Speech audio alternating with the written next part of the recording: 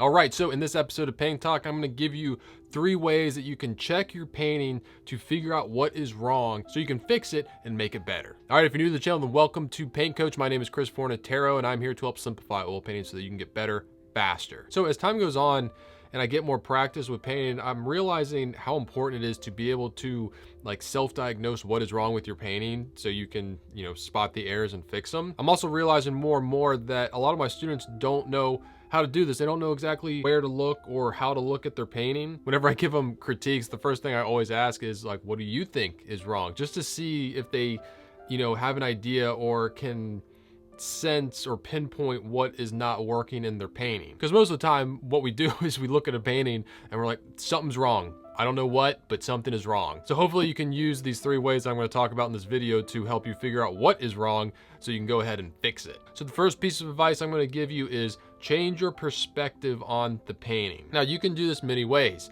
Probably the most simple is to step back from your painting. Honestly, if you build the habit of constantly stepping back from your painting while you're working, you will prevent yourself from making the mistakes in the first place. I cannot emphasize how important it is to always be stepping back from your painting while you're working, especially in the beginning stages when you're drawing and you're blocking everything in and seeing where things are. When I'm painting, I'm standing up and I'm taking several steps back to really get a look at my painting because it changes.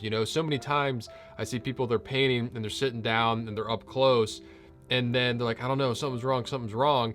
And then they step back and they're like, oh, I see. I'm completely guilty of that as well. I'll really get into painting something and I won't be stepping back. And then when I finally do and get distance from the painting, I see what is wrong. I've seen students realize this just from taking a picture of their painting and looking on their phone. And since it's small on their phone, it's, far away, you've changed your perspective on it and you can see what is wrong. Another really helpful thing to do is work on your painting upside down. I do this a lot with portraits because you get to a point, you've been looking at an image for so long that you can't spot what's wrong. Flipping your painting upside down and working on it prevents your brain from tricking you because your brain wants to fill in gaps. Your brain wants to tell you this is the way the mouth goes. This is what a nose looks like, instead of just seeing the shapes. When you flip it upside down, your brain's not saying like, I'm looking at a nose and a mouth and eyes. You're just like, oh, I'm just looking at this shape and this goes this way and this goes that way. So many times I'll flip my painting upside down and I'll work on it for a while, just looking to correct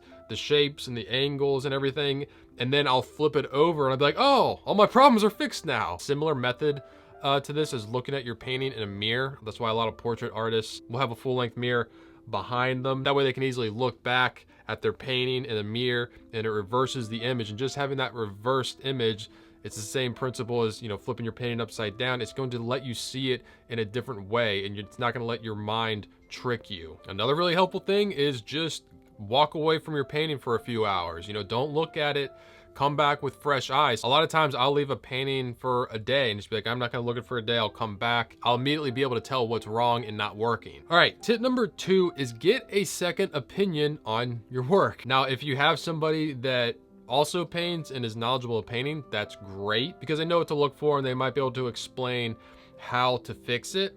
But even if you don't have another painter to look at it, just any person will do because they will tell you what's wrong. They may not be able to articulate it into painting terms that will like specifically say what is wrong and how to fix it, but they will say, their nose looks weird. And as unhelpful as that might sound, it actually is very helpful because now you know where the problem is. You're like, oh, like there's something wrong with the nose. And at least now you know where to investigate. I feel like getting somebody that doesn't know a lot about painting or anything about painting can be better because there is something to be said for you figuring out how to fix the problem, identify the problem on your own. Like if you had me just say like, oh, like that's wrong because the values are off and you need to make that darker and you need to make that lighter. You have a drawing error here. You have to make that angle more. It's gonna get you to be able to see it and it is helpful, but I feel like you're not exercising that ability to solve the problem on your own. Like that's why a lot of times when I am critiquing a student, I'll first say, there's something off with this part or check the mouth. Like I won't say exactly what to do because the learning experience will stick in your brain more if you figure it out on your own. If you go through that process of figuring it out it's gonna stick with you a lot more than someone just telling you exactly what to do to make it better. All right, tip number 3 comes into handy when you just have like absolutely no idea what is not working. You don't know where to look, what to start with. Just go through your fundamentals.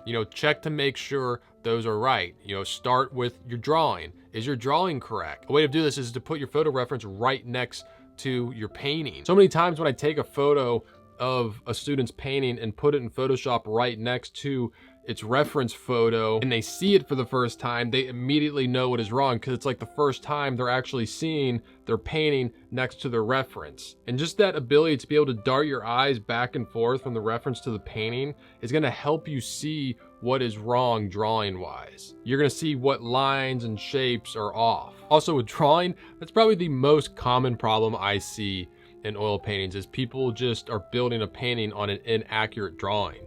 That goes for landscapes, portraits, still lifes, anything. The better you get at drawing, the better you're gonna get at oil painting. Which is why I'm currently outlining a course to teach drawing for oil painting. Another fundamental for you to check is values. Take a picture of your painting, put it in black and white, and put your reference photo in black and white. Are your darks the same as the reference darks? Are your lights the same as the lights? Are your value relationships the same? For example, you might have one object in your photo that is a lot darker than another object, but in yours, that object is darker than the other object, but the difference isn't as much as it is in the reference, and you need to make that object darker. As I've said before, value does all the work and color gets all the credit. So a lot of times when you think that your colors are off, I would check your values because your colors could be completely off.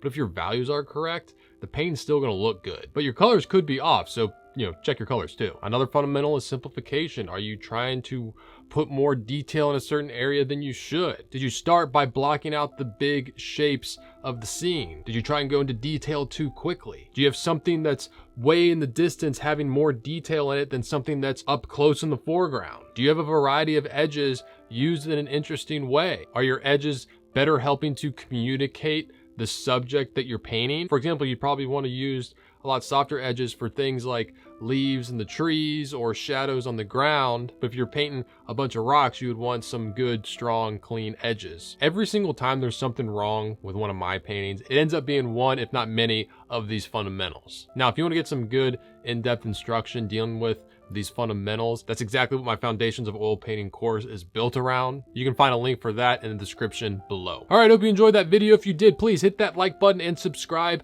to the channel. If you want to see what I'm painting on a daily basis, you can follow me on Instagram at Forza43. I'm Chris Fornatero here telling you to go get painting.